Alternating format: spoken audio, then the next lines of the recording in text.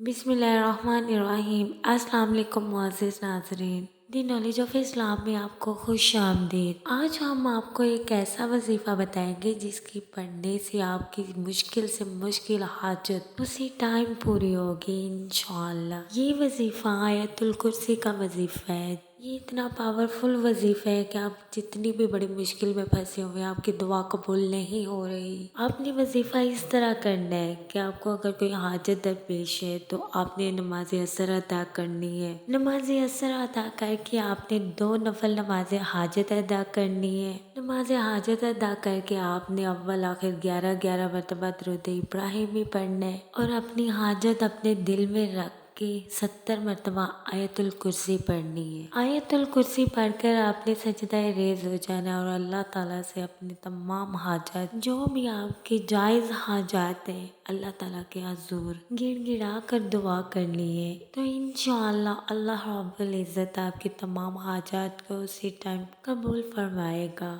جب یہ آپ نے وظیفہ کمپلیٹ کر لینا ہے تو مغرب کی نماز سے پہلے آپ نے جائے نماز سے نہیں اٹھنا۔ مغرب کی نماز ادا کر کے آپ نے جائے نماز سے اٹھنا ہے۔ یہ وظیفہ میں خود بھی پڑھتی ہوں۔ جب مجھے کوئی حاجت درپیش ہو تو میں اسی ٹائم پڑھتی ہوں، اللہ تعالیٰ مجھے اسی ٹائم میری اس حاجت کو قبول فرما دیتے ہیں جس حاجت کے لیے میں نے یہ وظیفہ کیا ہوتا ہے۔ ہمارا YouTube channel the knowledge of Islam کو لائک کریں، شیئر کریں، کمنٹس کریں، سبسکرائب کریں اور بیل آئیکن کو پریس کرنا مت بھولیں۔